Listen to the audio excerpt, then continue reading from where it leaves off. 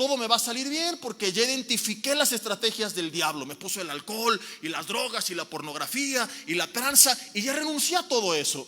Y eres de los que dice: desde que estoy en Cristo no fumo, no me drogo, no fornico, no adultero, no corro, no grito, no empujo y uso cubrebocas y lo que tú quieras, ¿verdad? Y a lo mejor no haces nada malo, pero no te das cuenta que si bien no estás caído, estás neutralizado. No porque estás haciendo algo malo, sino porque dejaste de creer lo bueno que Dios podía hacer en ti a través de ti. Porque caíste en esta primer piedra y ni cuenta te habías dado, y te llevó a vivir, como tantas veces lo he señalado, lo que denominamos un cristianismo de desierto. No estoy en Egipto, que representa la esclavitud del pecado, pero tampoco estoy en Canaán. Ya no tengo la vida de vicios que tenía antes, pero tampoco estoy viendo el poder de Dios, la gloria de Dios. No vivo una vida plena, no soy lleno del Espíritu Santo. No hay en mí ese fruto de amor, gozo, paz, paciencia, bondad, benignidad, fe, mansedumbre, dominio propio que nos narra Gálatas 5:22. Entonces hay gente que a lo mejor dice: ya no me la amanezco en la cantina, pero tampoco hay gozo en tu vida y eres un amargado. O sea, eres un amargado de sana doctrina, ¿verdad? Y vienes a la iglesia y sabes la Biblia y no estás en la cantina y te sabes todo, pero no hay gozo en ti. Y esto no está bien, porque el fruto del Espíritu es gozo, el fruto del Espíritu es amor. A lo mejor dices: ya no fornico, pero no eres una persona que ame a los demás, y hay egoísmo en tu vida. A lo mejor no hay esta mansedumbre, esta benignidad, eres hosco con los demás, tratas mal a los demás y no te das cuenta que hay otras áreas con las que también tenemos que tratar. Ahora, regresando al tema principal, te voy a contar algunos ejemplos. Moisés, ¿cómo intentó el diablo destruir su carrera? ¿Qué fue lo que le puso? Él crece en Egipto con la familia de Faraón, teniendo todo el poder del mundo. Un día ve a los egipcios maltratando a los suyos, él lo defiende, mata a un egipcio. Tiempo después el faraón se entera y por miedo a perder su vida se va al desierto, donde estuvo unos 40 años aproximadamente apacentando ovejas. Dios se le aparece y a través de una zarza en el desierto le habla y le dice: ve y libera a mi pueblo ahora. Y tú y yo hemos visto la película del Príncipe de Egipto, que nos presenta a un Moisés empoderado, como hace poco te contaba de él, valiente, seguro, confiado, que se enfrentaba a Faraón y: ve y libera a mi pueblo y suéltalo ahora. Pero ese no es el Moisés que describe la Biblia. La Biblia nos cuenta que Moisés cuestionó 3 veces el llamado de Dios. ¿Cómo le voy a hacer si soy tartamudo? ¿Con qué los voy a enfrentar si no tengo nada más que esta vara en mis manos? ¿Quién les voy a decir que me envió? No me van a creer. Y las 3 veces Dios le responde: ve porque yo estaré contigo, ve porque yo estaré contigo, ve porque yo estaré contigo. Que anula el menosprecio del enemigo la confianza y seguridad de que Dios está con nosotros. Ojo, porque si tu seguridad eres tú mismo y tu confianza está en que esto me va a salir bien por mi experiencia, mis palancas, mis títulos, mis dones, mis talentos, algún día enfrentaremos algo que nos supere, como Egipto, que superaba la capacidad humana y natural de Moisés. Algún día habrá retos, problemas para los cuales no tenemos las herramientas, y voltearemos con Dios y le diremos: ¿y cómo voy a emprender esto? ¿Y cómo voy a ir a orar por esa persona? ¿Y cómo voy a hacer esto que me estás mandando si no tengo más que esta triste vara que no daba para enfrentar al imperio egipcio? Y es cuando el enemigo trata de desanimarnos y convencernos que no sigamos adelante, porque no damos el ancho, porque la vara no es suficiente, porque no tenemos la autoridad necesaria, porque no nos van a creer, para que nos quedemos atrás. Y si Moisés le hubiera creído al enemigo, nos habríamos perdido de leer en la Biblia que Dios hizo a través de él muchos de los milagros más grandes en toda la historia de la humanidad. Porque es el hombre que levanta la vara, señal de la autoridad de Dios, y se abre el mar en 2.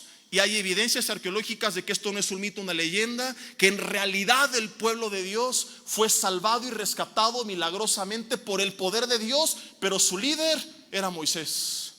Y podríamos hablar de este hombre todo el día, pero quiero contarte de otros más. Israel, cuando está en el primer libro de Samuel, capítulo 16 y 17, parado frente a Goliat. Goliat no cortó una sola cabeza, no aventó una lanza, no peleó una batalla.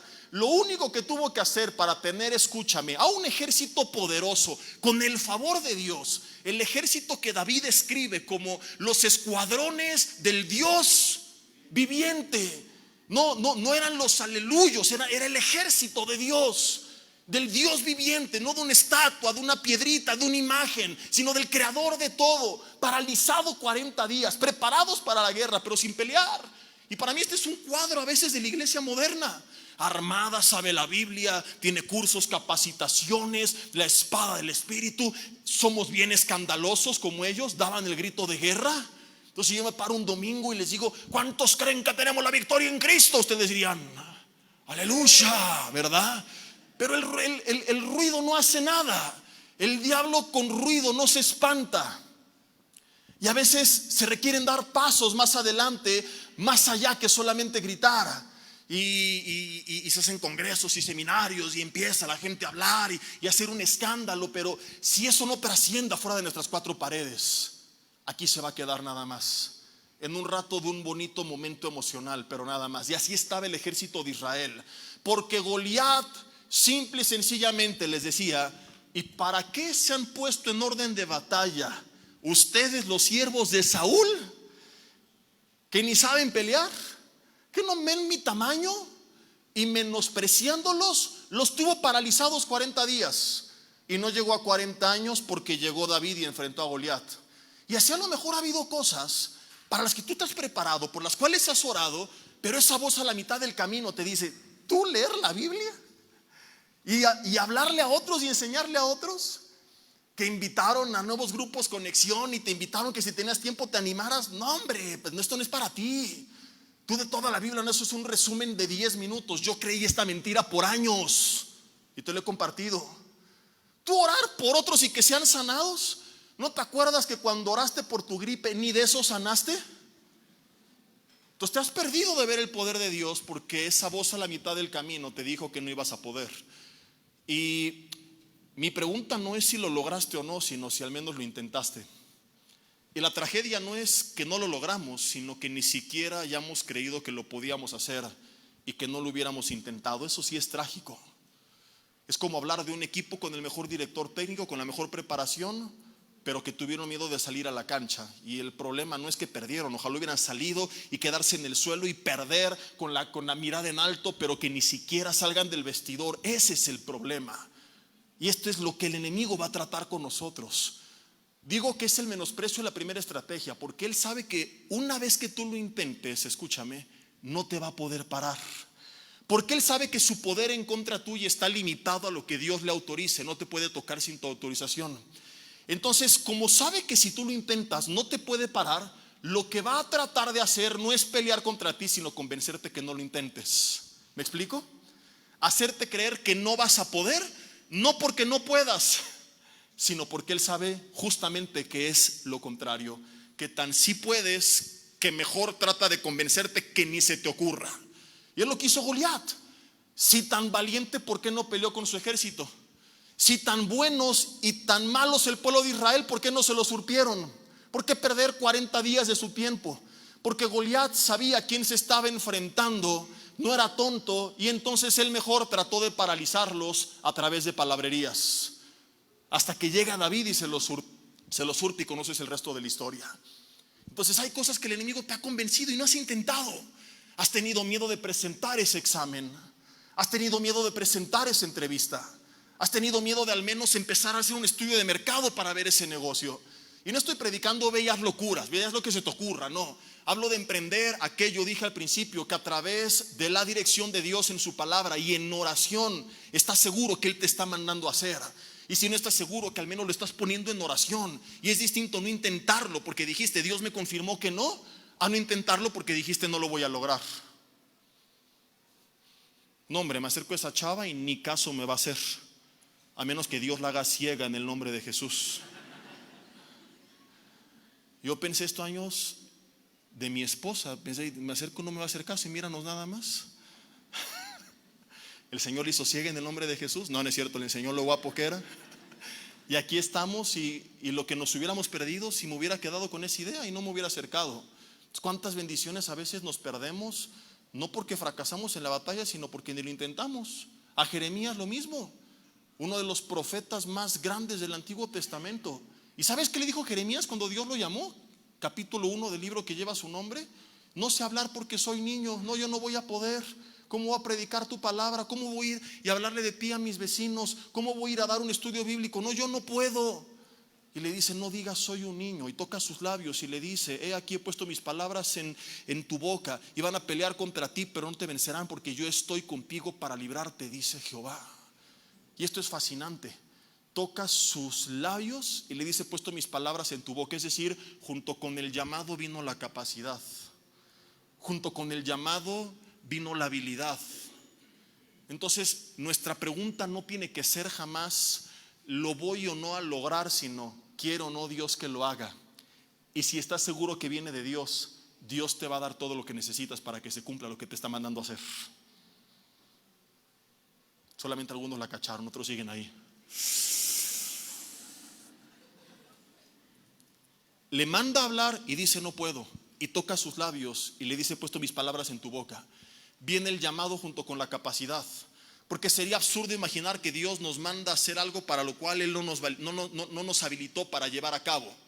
La Biblia nos enseña en la parábola de los talentos, que está en Mateo capítulo 25, que ya la conoces, y solamente quiero que leamos algo que a veces pasamos por desapercibido.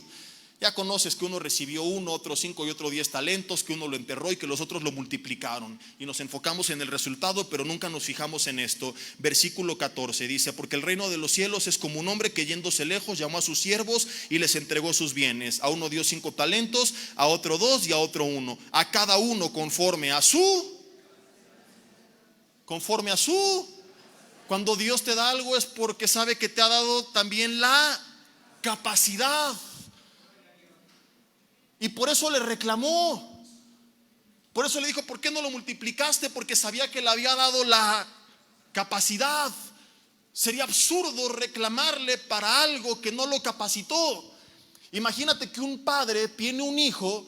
Cuando nace el hijo, le manda cortar los pies, le manda amputar las piernas. Y a los 15 años le reclama por qué no está en las fuerzas básicas de la América. A lo mejor sin pierna lo aceptan en la del Cruz Azul, pero no en las de la América. ¿Y qué le diría el hijo? Papá, estás loco, te estás enojando conmigo porque quieres que haga algo de lo cual tú me inhabilitaste para llevarlo a cabo. Entonces Dios no va a venir a pedirnos cuentas y a reclamarnos por algo que no podíamos hacer. Y a mí me encanta esta verdad. Y cuando yo la entendí, le dije, Dios, nunca más vuelvo a rechazar algo que venga de ti, por difícil que se vea. Porque empecé a confiar y a creer que si Él me mandaba a hacer algo, es porque Él me iba a respaldar. Y esta es la confianza que tenemos que tener.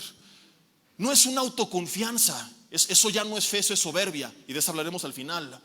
No es, no, yo estoy bien machuchón y yo ya me la sé y lo voy a lograr. Y esa chava que es rendida a mis pies y voy a entrar aquí a trabajar y este negocio va a prosperar porque ya me mentalicé, me visualicé, declaré, confesé, decreté, etcétera, etcétera, etcétera. No se trata de ti, sino de lo que Dios le dijo a Moisés. Lo voy a hacer porque estoy seguro que Dios está conmigo.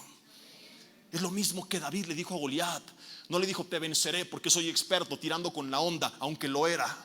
Y me he surtido leones, eso se lo dijo a Saúl.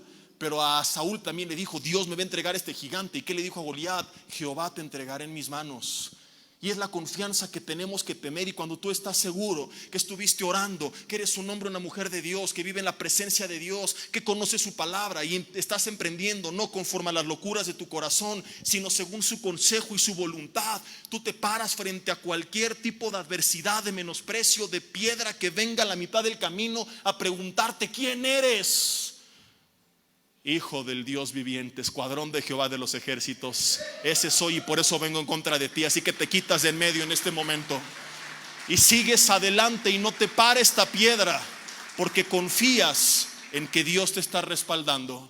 Y si Dios te está respaldando y tú fallas, sería como un poco raro, ¿no? Volvemos al mismo punto. ¿Fracasé en algo que Dios me mandó a hacer? No. Si Dios me mandó a hacer algo, me va a respaldar. Y eso me tiene que dar confianza. Entonces no te preocupes por los obstáculos. Ocúpate en estar seguro que estás haciendo lo que Dios te mandó a hacer. Y si tienes esa seguridad, vas a estar tranquilo, en paz, y vas a ver su mano sobre tu vida. Una vez que empieces, tengo que seguir porque podría aquí seguir todo el día hablando de este obstáculo, pero quiero tratar los otros dos. Vas bien animado a la mitad del camino, bien motivado, las cosas te están saliendo bien. La chava aceptó salir contigo. Resulta que no ve bien y mientras va al oculista tienes algunos meses para poderla conquistar. El negocio ahí va, empezando a avanzar. Comenzaste ese estudio bíblico en casa y te diste cuenta que podías algo enseñar de la palabra. Oraste por la persona, no sanó, pero tampoco se murió y no, que suele suceder, Se ríen, pero le pasó un ex líder de alabanza de nuestra congregación, y lo digo con todo respeto y cariño. Él sabe que hasta hacíamos bullying santo con esto, ¿verdad? Actualmente es pastor en otra iglesia y bueno, lo apreciamos. Y un tiempo mientras siguió aquí lo molestábamos. Un día le trajeron una hermana ya mayor de edad a que orara por ella porque estaba enferma. Ora por ella, cae en su silla y él dijo: el Señor la tocó y quedó postrada, ¿verdad? Y no, se murió en ese momento la hermana. Entonces, cuando él se paraba en alabanza y decía: vamos a orar, hermanos, todos salíamos corriendo del auditorio. Nadie quería orar cuando él estaba presente. Y ya cuando lo ves bien dices: qué bonito partía la presencia de Dios mientras oran por ti. La verdad que fue algo bonito, fue una bendición, ¿no? Pero procesarlo al momento de haber sido un poco complicado para él y para la familia. Entonces vas ahí empezando, las cosas se van medio dando. El menosprecio ya no le sirve al enemigo, sabe que tu confianza está puesta en Dios. Y además de las piedras que ya conocemos, ya lo hemos hablado, ya lo vimos al principio, las drogas, el alcohol, etcétera, etcétera. Hay otra no tan evidente, pero que también no es muy común a la mitad del camino, y es el desánimo. Y vemos este patrón en la Biblia en muchas ocasiones, en personas o grupos de personas que ya estaban comenzando a emprender. Por ejemplo, hablando de grupos de personas, ¿qué tuvo que hacer Nehemías cuando estaba reconstruyendo las murallas a la mitad del tiempo? Animar al pueblo, porque vinieron Sanbalat y Tobías otra vez a quererlos desanimar, y tuvo que darles una inyección de ánimo. Los discípulos, cuando Jesús murió, estaban encerrados y desanimados, tristes, pensando que a lo mejor no iba a resucitar. Te encuentras, por ejemplo, con el mismo David, que en un tiempo de persecución, totalmente desanimado, este gran hombre de Dios se va a refugiar con Aquis, rey de Gat, que era tierra de los filisteos. Él no se fue ahí porque quería pecar, sino porque estaba pues un poco desanimado, cansado. Podemos hablar de Elías, este gran hombre de Dios que viene de orar y dejó de llover y volvió a llover y cayó fuego del cielo y trajo un avivamiento y el pueblo se volvió a Dios y el pueblo se apartó de Baal y lo amenaza de muerte Jezabel. Ya conoces la historia, ¿verdad? Y se va por el desierto. Lo puedes ver en el primer libro de los Reyes, desde el capítulo, no recuerdo si es 14 o 16, de ahí en adelante vas a encontrar esto que te estoy resumiendo. Y después de un día de desierto le dice a Dios: basta ya, oh Jehová, quítame la vida, pues no soy yo mejor que mis padres. Y dices: ¿qué pasó con este hombre? Ahora, es una pregunta que muchas veces he hecho, a lo mejor ya algunos se lo saben de memoria, pero los varones nuevos lo van a disfrutar, así que la repito aunque ya te la sepas. Porque se acaba de enfrentar con valor a 450 profetas falsos que adoraban a Baal, ahora tiene miedo de la amenaza de Jezabel. Y aquí, haciendo un paréntesis, hay una moraleja bíblica, y es que una mujer enojada da más miedo que 450 hombres juntos. Díganos, varones, palabra de Jehová, está en la Biblia y es innegable. A las mujeres no les hizo mucha gracia, ¿verdad? Pero volviendo al punto y hablando en serio, Elías se desanimó. Elías le dijo: quítame ya la vida. Y no era para llamar la atención, no era como algunas personas que luego publican en Facebook, no, estoy muy triste. ¿Y qué pasó, amiguis? Inbox, ¿no? Porque quieren llamar la atención, ¿no?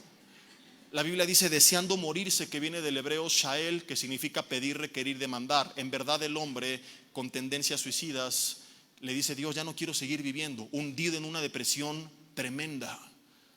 Y qué increíble es esto. A Elías no lo destruiste con 450 enemigos con espadas, no lo destruiste con la amenaza de un rey, ni siquiera fue la amenaza de Jezabel. No malentendamos, porque cuando Jezabel lo amenaza, la Biblia dice que él huyó al desierto para salvar su vida. El problema no es que huye de Jezabel, porque igual antes de haber regresado con Acab, ya había estado 3 años y medio también huyendo para salvar su vida, buscando a Dios en las afueras de la ciudad. y regresa por orden de Dios. Entonces a veces nos equivocamos y pensamos que el problema es Jezabel, cuando el problema no es este. Él se fue para salvar su vida. La pregunta es: ¿por qué si se va para salvarla, de repente se quiere morir? Y la clave está en que dice que después de un día de desierto, fue lo que le dijo a Dios, un día de desierto de camino, fue lo que trajo ese desánimo a su vida. Un día sin alimento, un día sin bebida, se debilita físicamente, y es una representación, escúchame bien, de lo que sucede cuando te avientas un día de desierto espiritual. Va a haber a la mitad del camino amenazas, enemigos y obstáculos como Sanbalat y Tobías, como Jezabel. Va a haber desilusiones como la de los discípulos al ver que Jesús no resucitaba. Va a haber muchos factores que te pueden desanimar, pero ese no es el problema. Por eso que ni me enfoco tanto en ellos, porque detonantes del desánimo pueden haber 100,000. Y podríamos hablar tropiezos en la iglesia, traiciones, decepciones. Podríamos hablar de ¿cómo se llama esto?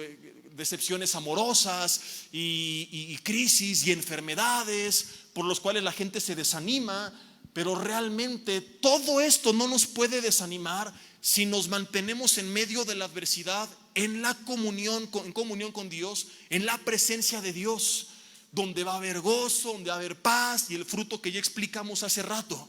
El problema es cuando, como Elías, hacemos una mezcla de dos factores letales, una fórmula catastrófica: la adversidad combinada con el desierto, con un desierto espiritual me refiero, no al desierto simbólico que representa las pruebas a través de las cuales Dios nos pasa a todos.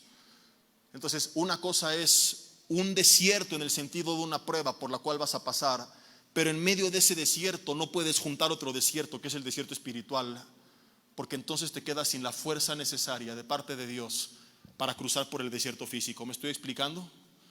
Fíjate un ejemplo que vemos aquí en la Biblia de forma física que nos explica lo que sucede ahora en el mundo espiritual. Deuteronomio, que no es el libro de algún dinosaurio como algunos creían, capítulo 25, versículo 17. Deuteronomio 25, 17. Está mandando aquí a acabar con Amalek, pero ¿por qué? Dice: acuérdate, y está citando esta historia que puedes leer en Éxodo 23, en Levítico 19, en Deuteronomio 27, sigue escribiendo un poco más al respecto, de lo que hizo Amalek contigo en el camino cuando salías de Egipto. Fíjate el contexto: ¿de dónde venía el pueblo de Israel? De Egipto, rumbo a Canaán. Entonces ya pasaron la piedra del menosprecio. ¿Cómo ustedes van a salir de Egipto? Son los esclavos, ya dejaron Egipto por el poder de Dios, van emocionados rumbo a la tierra de Canaán. Y es en el camino, di conmigo, en el camino. No fue al principio, no fue al final, fue en el camino. Dice: de cómo te salió el encuentro en el camino y te desbarató la retaguardia de todos los débiles que iban detrás de ti. ¿Y cuándo ataca el enemigo? Cuando tú estabas cansado y trabajado y no tuvo ningún temor de Dios. Y algo que siempre te he dicho: el diablo cambia las formas pero no sus principios. La aplicación del método es distinta, pero el método es el mismo. Él se da cuenta que no tiene que ser muy creativo. No estoy equivocado, porque si lo estuviera, Pablo no habría dicho que no ignoramos las maquinaciones de nuestro adversario, el diablo. Él está dando por hecho que sabemos cómo actúa. ¿Cómo sabemos cómo actúa? Porque ya se nos reveló, porque está desenmascarado en la palabra de Dios. Justamente como te decía hace rato, para que sepamos lo que vamos a enfrentar. Entonces, esto que hizo físicamente es lo mismo que sigue haciendo en el mundo espiritual. Cuando estamos cansados y debilitados, cuando dices: es que estoy enfermo, estoy triste porque está mi papá enfermo, estoy enojado porque perdí el trabajo, estoy frustrado porque me tronó mi novia, me siento desanimado porque no me ha aceptado en esa escuela. Cuando a la mitad del camino emocionado de repente viene una piedra, él se aprovecha, él sabe que es el momento de atacar. Él que anda como león rugiente buscando a quien devorar. Si tú has visto documentales de los leones, no atacan a lo bruto, ellos están viendo el momento de vulnerabilidad para atacarte. Y así es como actúa Amalek. Atacó a todos, pero solamente destruyó a los débiles que se quedaron atrás. Dile al de al lado, tómala. ¿A quién atacó? No, ¿ven cómo no ponen atención? ¿A quién atacó? Siguen con los débiles. A todos. ¿Pero a quién desbarató? ¿Que iban? ¿En dónde estás tú? Uy, uy, uy. No, no lo digan, lo estoy diciendo yo solito, déjeme disfrutarlo. Ay, ay, ay. Nos va a atacar a todos, eso no lo dudes. No respeta jerarquías ni rangos. Al mismo Jesús lo tentó 3 veces. Entonces va a buscar, de acuerdo a la situación de cada quien, cómo tratar de hacernos pedazos. Pero solamente va a desbaratar a los que están débiles, que se quedan en la parte de atrás. A los que no están fortalecidos por el Espíritu Santo de Dios, con la palabra de Dios, en la presencia de Dios. Por eso es que puedes darte el lujo de decir: sí me siento cansado, sí me siento desanimado, sí estoy enojado, sí tengo miedo. Ese no es el problema. Es que en medio de eso tú te apartes de Dios. Ese lujo no te lo puedes dar. Porque cuando viene ese sentimiento, que es una reacción química de señales que envía el cerebro, de acuerdo a las señales que está percibiendo, se cumple lo que Filipenses 4, 6 y 7 menciona. Cuando dejo de estar afanado, el problema no fue el afán, sino que no lo llevé a la presencia de Dios. El problema no fue la tristeza, la frustración, el enojo, sino habérmela quedado y que me apartara de Dios, porque contamina mi mente. Y entonces caigo a la mitad del camino. Me quedo con los de atrás y me desbarata. Pero cuando llevo ese afán, Filipenses 4, 6 y 7, con acción de ruego y de súplica y de gracias, primer verdad que se cumple: la paz de Dios que sobrepasa todo entendimiento guardará mis pensamientos y mi corazón en Cristo Jesús. Es decir, mi estado emocional y mi estado mental se mantienen estables. Dejo de pensar en tonterías y de sentir incorrectamente, porque el Señor trae paz a mi corazón y trae paz a mi mente. Y lo segundo, Filipenses 4:8, empiezo a pensar en lo puro, lo bueno, lo honesto, lo amable, lo que es digno de alabanza, en lo que hay virtud alguna. En esto dice la Biblia: en esto pensad. Entonces fíjate, el enfoque está exhortándonos a llevar el afán delante de Dios y a pensar correctamente. El problema no es lo que tengo, ahí va a estar. El problema es que me lo quede, que empiece a pensar mal. No, yo creo que de esta no salgo. Ahora sí está muy difícil. Ya me cargó el payaso. Y empiezo a envenenar mi mente, y empiezo a envenenar mi corazón, y me empiezo a llenar de frustración, de tristeza, de depresión, de amargura, de lo que sea. Y lo que tengo que hacer cuando venga es llevarlo delante de Dios. Y entonces Él me da paz mental, Él me da paz emocional, pienso bien, siento bien, actúo bien. Y el enemigo me podrá agarrar cansado, pero no debilitado. Cansado, pero nunca hasta atrás, en ningún sentido. Porque algunos dicen: yo sí lo enfrento hasta atrás, ¿verdad? Me podré herir, pero jamás me podrá derribar. Y es lo que Pablo dice: nos desgasta exteriormente, pero el hombre interior se renueva de día en día. ¿En quién? En Cristo Jesús. Y es la razón por la que Pablo podría enfrentar la adversidad. Y uno de los ejemplos es Filipenses 4:13, que a veces no se interpreta bien porque se saca del contexto de los versículos previos. Todo lo puedo en Cristo que me fortalece. Pero ¿sabes a qué se refiere? Justamente a las pruebas.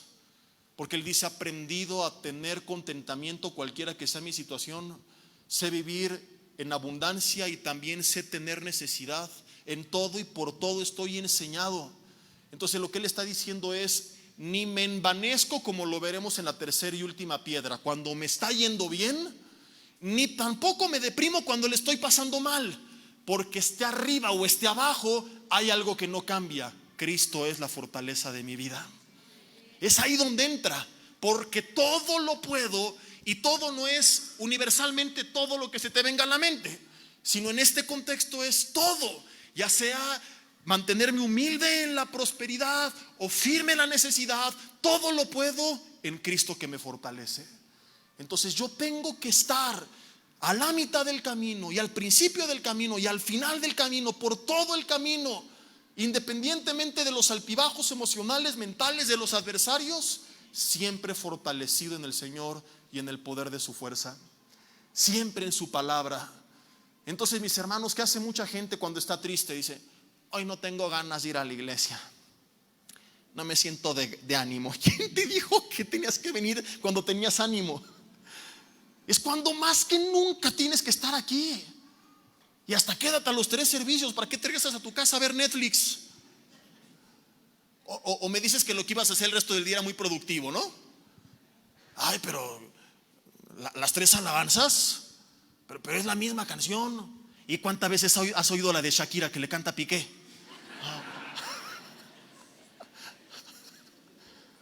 Y perdón que te salpique, hermano.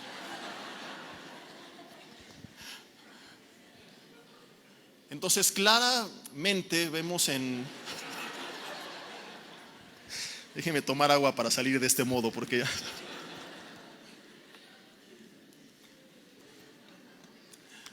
Pero hablando en serio, ¿no le hemos dicho? Hoy no me siento de ganas. Te peleas con tu esposo, con tu esposa. No, ¿para qué vamos a matrimonio? Estamos peleados. Es cuando más que nunca necesitamos urgentemente de las aguas de vida, de la presencia de Dios. Y si no es domingo, para el auto, enciérrate en tu cuarto, pon una alabanza, dobla tus rodillas, desahógate en su presencia, pero no te quedes con esa carga, porque te va a destruir. No permitas que el desánimo sea la segunda piedra que te deje a la mitad del camino. Termino con esto. Números capítulo 20. Tercera y última piedra, totalmente distinta a las primeras 2. Te dije, no están en orden, interrelacionadas en un sentido que sean parte del mismo tema, porque son 3 puntos distintos, pero quiso hoy esbozarlas con diferentes historias, viendo cómo en el camino el enemigo fue utilizando cada uno de estos ataques para tratar de destruir el llamado del pueblo de Dios. ¿Qué pasa cuando no logró detenerte con el menosprecio? ¿Qué pasa cuando no logró pararte con el desánimo y venciste todos los gigantes, derribaste todas las murallas, enfrentaste con éxito a todos los ejércitos y llegaste a la cima? Todo salió tal y como esperabas, conforme a los ejemplos de hace rato. Te aceptaron en el trabajo y ahora eres el jefe. La chava no se hizo ciega y aún así le fascinaste y te dijo que sí. Oraste por el enfermo y hasta sanó. Es más, oras y resucitaron muertos. Predicas la palabra y multitudes vienen a los pies de Cristo. Dios en las diferentes áreas de tu vida, mira, no lo pedí, pero adivinaron, estaba pensando en pedirlo. Pero no hay nadie, esto sí está. Pero ese es como de piano bar, no manchen. Pongan una que esté más ad hoc. Si no, voy a llamar a mi esposa y voy a bailar con ella aquí arriba si siguen con esa canción. ¿Qué pasa cuando todo te salió como esperabas y estás en la cima del éxito en el llamado de Dios para tu vida? Ten cuidado, porque viene la tercera y última piedra, a veces letal, en la que paradójicamente el enemigo, sabiendo que ya no le sirve hablar en contra tuya porque sabe quién eres y que todos los obstáculos han sido derrotados, mezcla toda tu lista de victorias y las mete al horno para fraguar de ellas su último y a veces más letal ataque, convirtiendo paradójicamente las victorias en el motivo de tu derrota. Y te preguntas, ¿cómo? Sí, con esta piedra que se llama soberbia. Ya no te dice no vas a poder, ya no te dice no sigas. Ahora viene a aplaudirte en exceso lo que has logrado. Ya te viste en el espejo, campeón. Estás cañón. Tanto que te esforzaste y te preparaste y tu carrera y todo, y eres el jefe de jefes. Mis respetos. Demonios, a él no lo toquen. A este menos. Ora y cómo Dios lo usa. Cómo predicas y la gente viene a Cristo. Un predicador dice que un día venía bajándose del púlpito y una hermana le dijo: pastor, es el mejor mensaje que he oído en mi vida.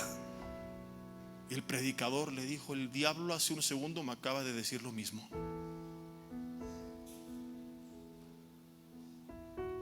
Te empieza a tratar de enaltecer a tal grado que de repente pierdas el enfoque y te la creas y digas: sí, es cierto, estoy cañón.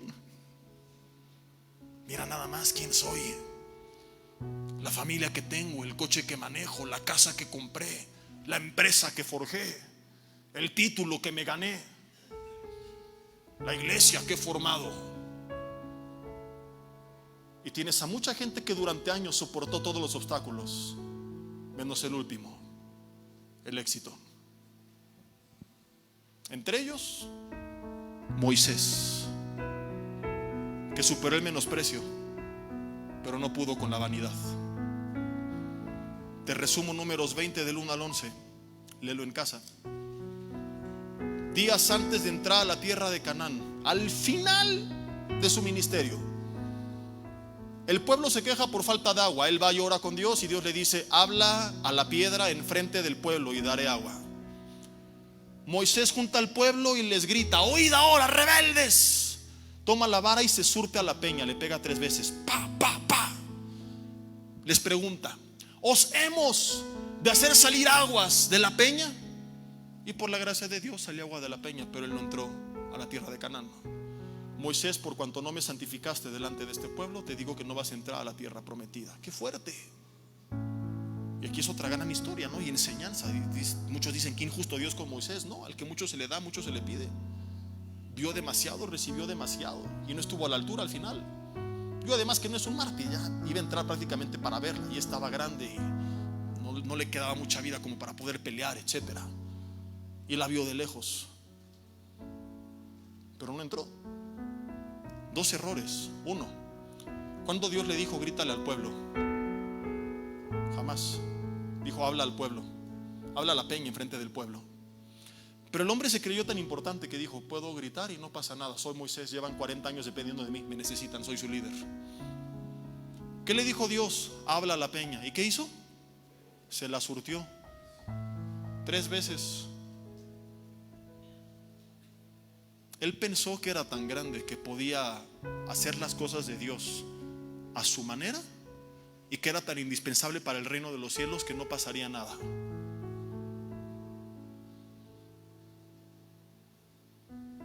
Tercer error: ¿os hemos de hacer salir agua de la peña? Imagino a Dios desde el cielo, como el meme. ¿Qué dijo? Y los ángeles: oílo. ¿Os hemos?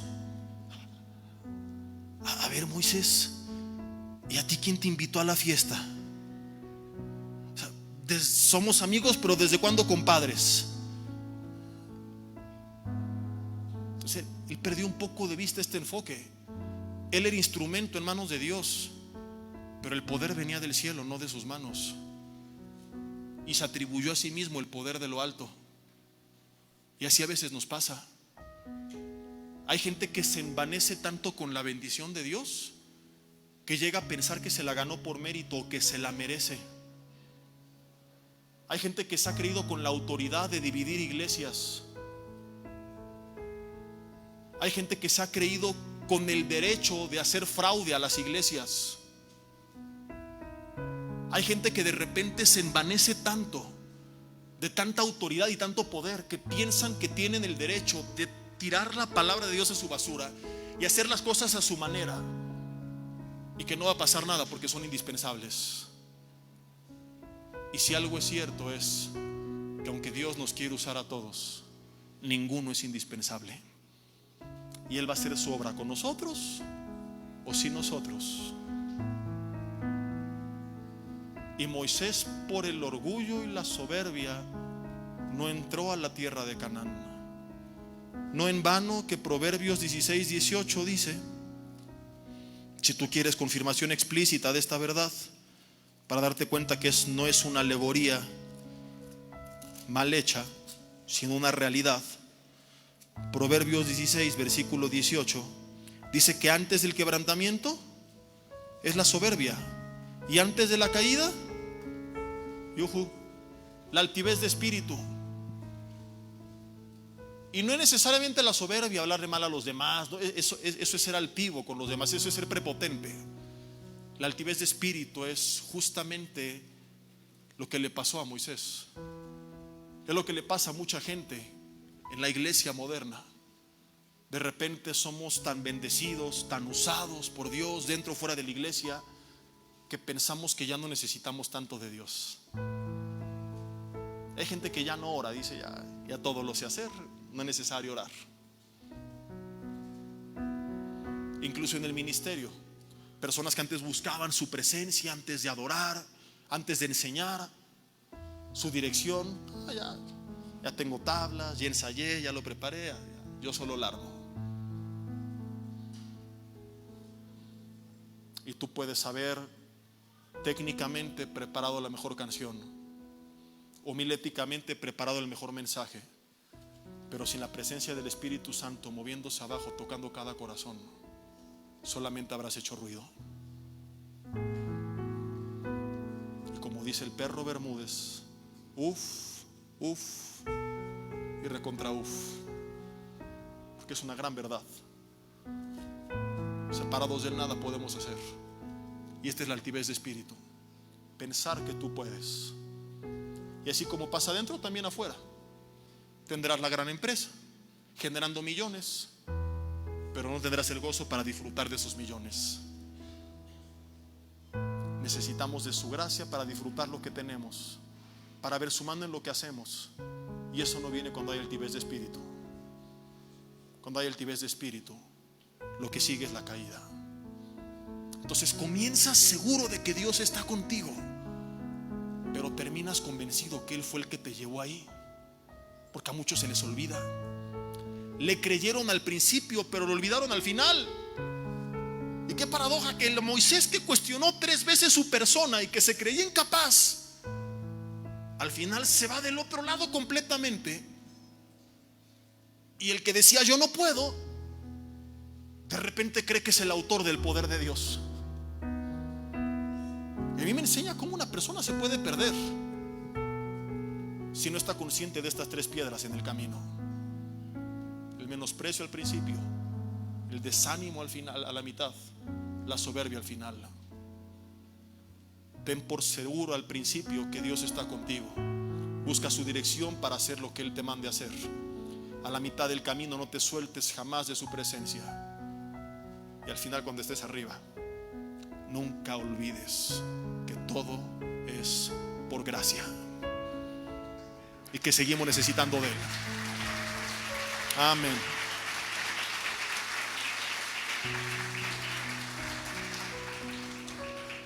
Entonces, ni el extremo de soy un mendigo desgraciado, ¿no?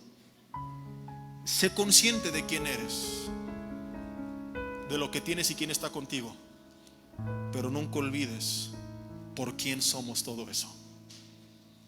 Cierra tus ojos ahí en tu lugar y dile: Dios, te doy gracias en esta tarde por tu palabra. Y yo no sé con qué piedra estás lidiando. Vamos a orar por cada una. Y dile: Dios, si es el menosprecio, yo renuncio en el nombre de Jesús a toda palabra ociosa de mi Goliat, que me ha querido dejar parado antes de iniciar la batalla. Doy ese paso adelante, más allá de las palabras y los gritos, y decido enfrentar lo que tú quieres que enfrente, con confianza, con autoridad, con valor. No por mi autosuficiencia, sino porque como David estoy seguro que tú estás conmigo y que tú me respaldarás. Y yo oro, Señor, que en el nombre de Jesús toda venda sea quitada de los ojos de tu iglesia, que todo menosprecio sea eliminado de sus corazones, y que con autoridad se levanten como los escuadrones de los ejércitos del Dios viviente que David dijo que éramos. Que no sean solamente palabras, sino acciones, y que vayan al campo y enfrenten al gigante y vean en las diferentes áreas de su vida la victoria que tú les vas a dar, y que seas glorificado. Que sigan avanzando, Señor, y que a la mitad del camino tú les fortalezcas cuando venga el desánimo. Si te sientes desanimado ahí en tu lugar, dile: Señor, fortaléceme con el poder de tu Espíritu Santo en el hombre interior, con el poder de tu fuerza.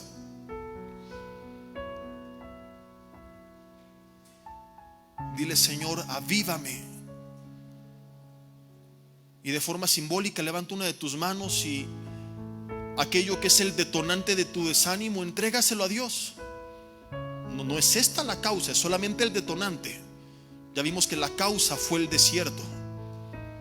Y dile: Señor, hoy rompo con el desierto espiritual. Quizá tú me mantengas en el físico, en la prueba, pero en esa prueba decido no apartarme de ti. Y hoy vengo a ti y te entrego todo aquello que me está estresando, que me está afligiendo, que me está enojando, que me está amargando, que me está deprimiendo, frustrando lo que sea que sientes. Dile: Señor, aquí está esa enfermedad, ese problema con los hijos, esa tragedia, esa injusticia, esa crisis. Dile: Señor, aquí está. Trae paz a mi mente, trae paz a mi corazón. Llévate todo mal pensamiento y enséñame a pensar bien, a llamar a las cosas que no son como si fuesen, a tener la certeza de lo que se espera, la convicción de lo que no se ve, a creer que tú estás obrando y que esa fe traiga paz a mi vida. Dile: Señor, en medio de mi desierto físico, perdón si le añadí un espiritual y me aparté de ti. Si me aventé como Elías un día de desierto, sin comida ni bebida, sin tu presencia ni tu palabra. Quiero que vuelvas a ser mi refugio, mi fortaleza, mi esperanza, mi castillo. Quiero refugiarme en ti y renuncio a todo otro tipo de refugio y fortaleza. Elijo tu presencia, Señor. Y dile por último: Señor, si ya me has llevado a la cima o estoy cerca y me he envanecido, perdóname. El poder es tuyo, la gloria es tuya. Jamás retornaré al menosprecio, porque hoy sé quién soy y quién está conmigo, el valor que tengo, la autoridad, los dones, talentos y el poder que me has dado. Pero como dijo Pablo, ¿qué tienes que no hayas recibido? Y si lo recibiste, ¿por qué te glorías como si no lo hubieras recibido? Padre, en vez de que esto me motive a apartarme de ti, me acercará más. Si no es por necesidad, que ahora sea por gratitud, porque te doy gracias. Porque por tu gracia, por tu paciencia, por tu perdón, por tu sangre en la cruz del Calvario, me sacaste como Moisés del desierto y ahora me has llevado a la cúspide de la montaña. Y allá arriba me retracto si he dicho os hemos, si me he atribuido a mí el poder, la gloria, si me he jactado frente a amigos y familia de lo bueno que soy para los negocios, de lo grandioso que soy como padre o como madre o como hijo, de lo bien que me salen las cosas en el ministerio. Siempre doy en adelante. Te voy a dar la gloria a ti y voy a reconocer públicamente que todo ha sido por tu consejo, por tu gracia, por tus milagros, por tu presencia, por tu respaldo, y que sin ti, Señor, estaría perdido. Recibe toda la gloria en el nombre de Jesús. Que seamos una iglesia que te crea al principio, que se mantenga en tu presencia todo el camino y que te reconozca hasta el final. En el nombre de Cristo Jesús. Amén y amén.